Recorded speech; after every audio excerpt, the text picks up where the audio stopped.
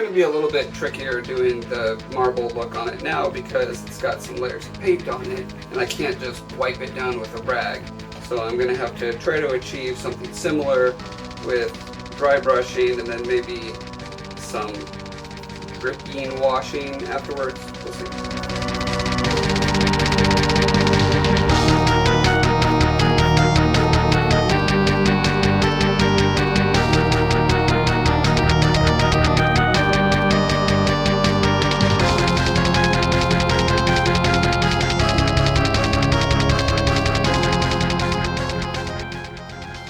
Also trickier because I can't just slap the paint anywhere since I've got a bunch of finished surfaces around it.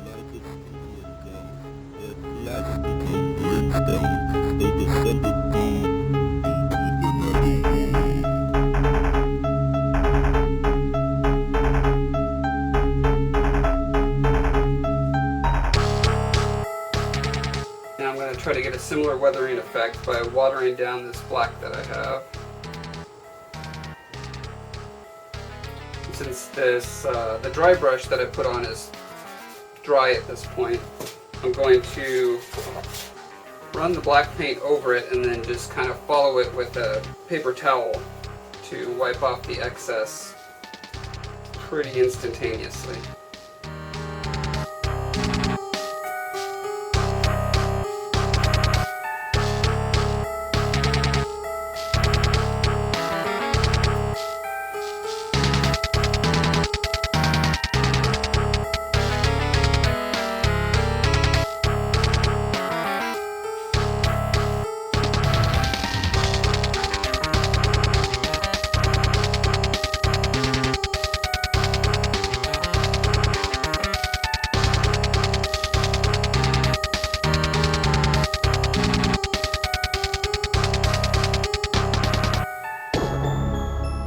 Trying to let gravity do most of the work for me.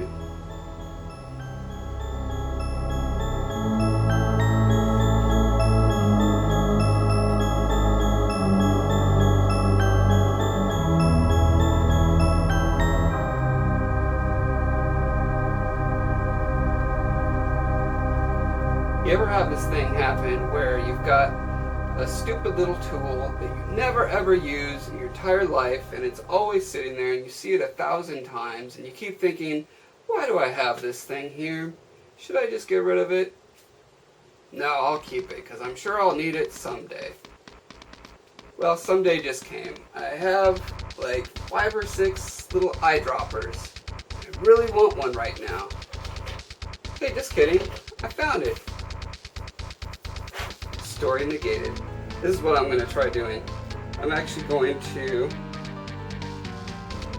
do some blood effects, take advantage of the fact that I've got this crazy hole in the back through which to pump liquids, vapors, or smokes. I'm going to see what happens if I make this guy bleed.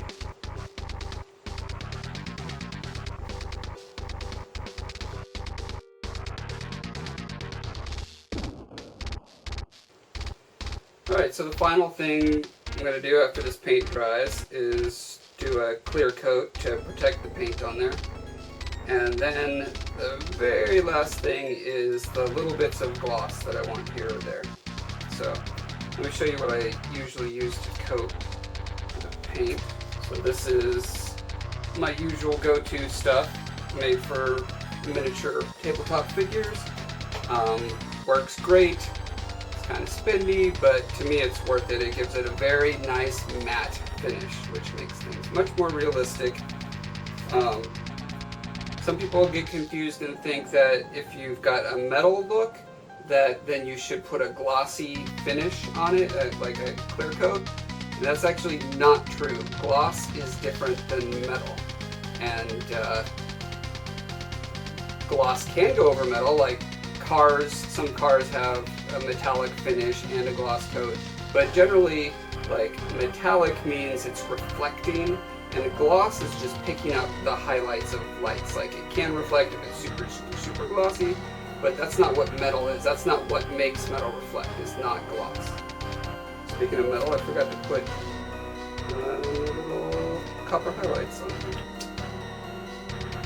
With the other faux bronze piece that I did, you know, some bronze and some brassy looking.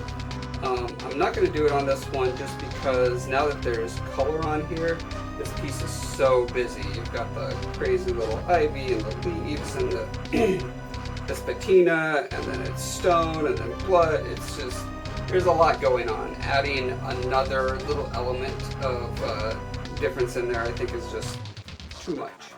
It's getting too Baroque. You know what they say, if it ain't Baroque, don't make it Baroque. That's what they say. That's what I say. That's what I say they should say. Do they say that?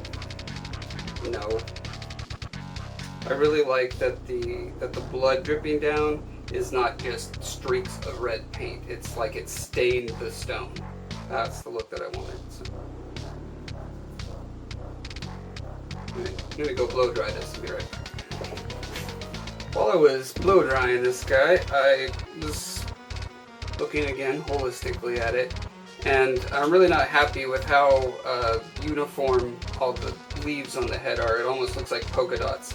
So I'm going to, it's something that, you know, you don't see when you're sculpting it in all gray.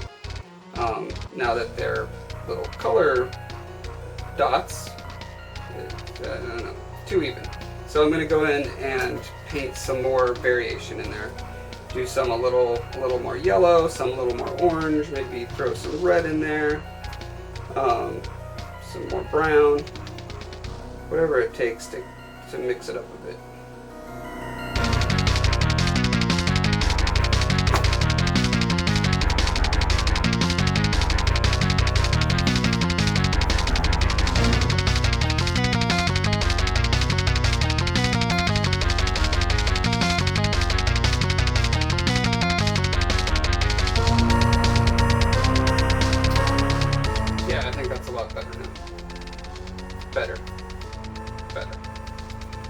Right, ready for signing.